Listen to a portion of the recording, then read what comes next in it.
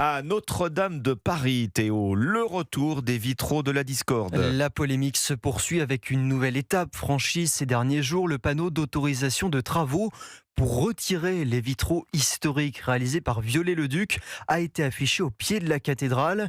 Ils seront remplacés par des vitraux contemporains. Est-ce qui suscite toujours une vive opposition, Charles Bouchin ?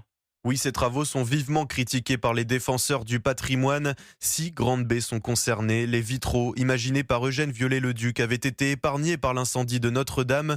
Les remplacer par une œuvre contemporaine viendrait bouleverser l'équilibre de cette conception vieille de 2 siècles.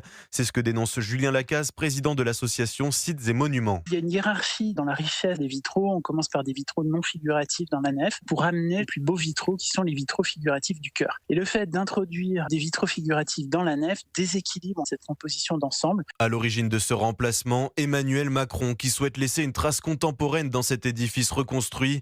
Pourtant, la Commission nationale du patrimoine et de l'architecture s'est opposée à 2 reprises au démontage des vitraux.